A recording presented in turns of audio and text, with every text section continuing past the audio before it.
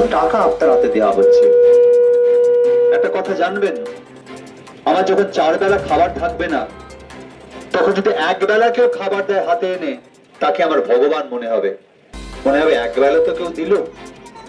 এই যে টাকাটা আপনাদের হাতে আসছে, আপনাদের জীবনটা ইচ্ছে করে ওই 4 বেলা খাওয়ার বন্ধ করে দিয়ে 1 বেলার টাকা আপনার হাতে দেওয়া হচ্ছে, যাতে ওইটুকু পেয়ে আপনি ভাবেন যদি এই টাকাটা না পাই তাহলে কি করে আমার চলবে।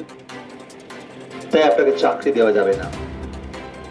আর এই সত্যগুলো ঢাকার জন্য মঞ্চে মঞ্চে রাজনৈতিক বক্তৃতার বদলে তারা আজকে বিভিন্ন নাম গান কীর্তন করছেন। এখানে মাননীয় করছেন, দেশের প্রধানমন্ত্রীও করছেন। তখন আমার ঈশ্বর আমার হৃদয়ে, আমরা ছোটবেলা থেকে শহরে যারা বড় হয়েছি, জেলায় বড় হয়েছি, যে কোনো উৎসব আমরা দেশে দুর্গাপুজো হোক, কালী পুজো হোক, রথের মেলা হোক, ঈদ হোক, মহরম হোক, বেড়ার মেলা হোক, আমরা তো সবই দেখেছি, যে যার মধ্যে পালন করেছে। কোনদিন কোন রাজনৈতিক নেতাকে দেখেছেন মাথায় সব সেজে টেজে পড়ে কোন ধর্মের লোকের কাছে গিয়ে বলতে দেখেছেন যে আমি আপনার ধর্মের পোশাক পরে এসেছি মানে আমি আপনার লোক? না, এটা নেতাদের কাজ নয়। নেতাদের কাজ প্রত্যেকটা ছেলেকে চাকরি দেওয়া, শিক্ষা দেওয়া, স্বাস্থ্য দেওয়া। এটা দিতে পারে না বলে আজকে বিজেপি এসে বলছে জয় শ্রীরাম, আর আমাদের মাননীয় প্রত্যেকটা মঞ্চে মঞ্চে গিয়ে কখনো গায়ত্রী মন্ত্র, কখনো অমুক মন্ত্র, কখনো তমুক মন্ত্র, বিভিন্ন ঠাকুর দেবতার নাম করে যাচ্ছে। তাই আমাদের ঠাকুর দেবতা আমাদের হৃদয়ে আছে। নেতা নেতৃত্ব থেকে তো আমরা শুনবো না তাদের কথা, যেহেতু তাদের বলার মতো কিছু নেই। তাই তারা আজকে ভগবানের আশ্রয় নিচ্ছেন, আল্লাহর আশ্রয় নিচ্ছেন, জিসাসের আশ্রয় নিচ্ছেন। আশ্রয় পাবেন না। যদি স্বর্গ বলে কিছু থাকে, যদি নরক বলে কিছু থাকে, তাহলে এই যে পাপ তারা করছেন, সে পাপ তাদের পাপের ফল তাদের ভুগতে হবেই হবে। পার পেতে পারেন না। আমি শুধু আপনাদের বলবো যে আমি একজন সামান্য অভিনেতা হয়ে কলকাতা থেকে এত দূরে এসেছি আপনাদের এই কথাগুলো বলতে, শুধু একটু ভাবানোর জন্য। এই দুটো দল পশ্চিমবঙ্গকে একটু একটু করে শেষ করছে। আর যারা বলছে বিজেপি হিন্দুদের দল, ভালো করে বুঝে রাখুন, বিজেপি হিন্দুদের দল নয়। বিজেপি বড় লোকদের দল, বিজেপি বড় বড় ব্যবসায়ীদের দল। আপনি গুজরাট দিকে যান, আপনি বিজেপি শাসিত রাজ্যগুলোতে যান, দেখবেন গরিব মানুষের অবস্থা ক্রমশ গরিব হচ্ছে, বড় লোকদের অবস্থা ক্রমশ বড় লোক হচ্ছে। এর একটাই কথা জানে, টাকা।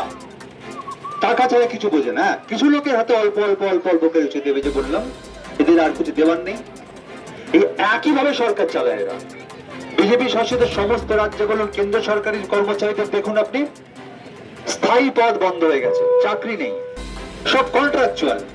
রেল বলুন, ব্যাংক বলুন, জীবন বীমা বলুন, যেখানে যেখানে সেন্ট্রাল গভর্নমেন্টের চাকরি দেওয়ার সুযোগ আছে, সমস্ত জায়গায় কন্ট্রাকচুয়াল, মানে চুক্তি ভিত্তিক, কোনো পার্মানেন্ট জব নয়। যা আমাদের পশ্চিমবঙ্গে আমাদের মাননীয় চালু করেছেন, চুক্তি ভিত্তিক, কোনো পার্মানেন্ট জব নয়। আর দুর্নীতি, জ্যোতি বসু একটা কথা বলতেন যে সরকার না চাইলে দাঙ্গা হয় না। কথাটা 100% সত্যি। তার সঙ্গে এটাও সত্যি, প্রশাসনের মাথায় যিনি বসে আছেন, শাসক দলের মাথায় যিনি বসে আছেন, তিনি না চাইলে একটা প্রশাসন মাথা থেকে পা অবধি দুর্নীতিতে ডুবে যেতে পারে না। এটা তিনি চাইছেন, এটা তারা চাইছেন।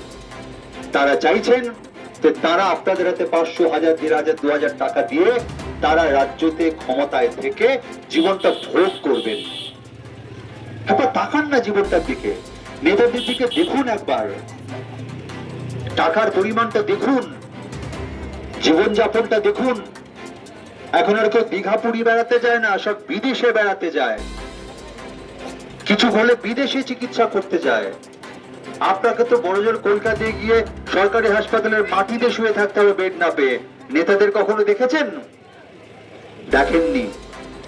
তাদের জীবনটা আলাদা, আপনাদের জীবন আলাদা, অথচ তাদের নাকি আপনাদের জন্য রাতের ঘুম হচ্ছে না। এখন দেখতে পাই বড় বড় নেতা মন্ত্রী যখন মঞ্চে ভাষণ দেয়, খেয়াল করে দেখবেন মঞ্চে না বড় বড় এসি লাগানো থাকে, টাওয়ার এসি বলে ওগুলোকে, কুলার এসি, দেখবেন সাদা রঙের উঁচু উঁচু হয়। নেতাদের যাতে কষ্ট না হয়, গরমে বক্তৃতা দিতে যাতে গরম না লাগে, নেতাদের পেছনে বড় বড় টাওয়ার, ফ্যান, এসি লাগানো থাকে, আর আপনারা লক্ষ হাজার হাজার মানুষ গরমের মধ্যে পচেন। শুধু ভাবুন, আপনারা রাজতন্ত্র ফিরিয়ে এনেছেন, রানীতন্ত্র ফিরিয়ে এনেছেন। এটা গণতন্ত্র নয়। গণতন্ত্রে আপনার যা অধিকার, একজন মন্ত্রীর, প্রধানমন্ত্রী, মুখ্যমন্ত্রীর একই অধিকার, কিন্তু তা হচ্ছে না। আমি কেন বামপন্থীদের কথা বলছি? দেখুন, 2004 সালে দিল্লিতে একটা সরকার হয়েছিল, যে সরকারটার একটা জিনিস চালু করেছিল যাকে আপনারা 100 দিনের কাজ হিসেবে চেনেন। সরকারটা কারা করেছিল? বিজেপিকে আটকাতে।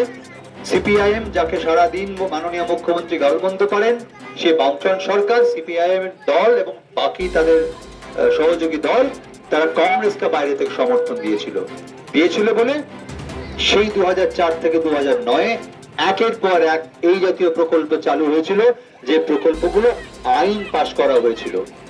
লক্ষ্মীর ভান্ডারের সঙ্গে 100 দিনের কাজের পার্থক্য কি জানেন? পার্থক্য হচ্ছে লক্ষ্মীর ভান্ডার মাননীয়ার ইচ্ছাধীন, মানে ইচ্ছে হলে দেবেন, ইচ্ছে হলে না দেবেন। সরকার যে পাল্টে গেলে সেই সরকার ইচ্ছে হলে দেবেন, ইচ্ছে না হলে না দেবেন। ওটা আইন নয়। কিন্তু 100 দিনের কাজ সেই দিনের সিপিআইএম কংগ্রেস মিলে যে সরকার তৈরি করেছিল, তারা আইনে পরিণত করেছিল, যাতে বিজেপি, তৃণমূল যখন 100 দিনের কাজ নিয়ে নয়-ছয় করলো, বিজেপি টাকাটা আটকে দিল। তৃণমূল কংগ্রেস প্রচুর হইচই করেছে, দিল্লিতেও গিয়েছে, কিন্তু একবার কোর্টে যায়নি। ওদের কিন্তু কথায় কথায় কোর্টে যায়, ওরা বড় বড় লয়ার আছে, কিন্তু 100 দিনের কাজের জন্য একবার কোর্টে গিয়ে বলেনি হুজুর টাকাটা আটকে আছে। কেন যায়নি?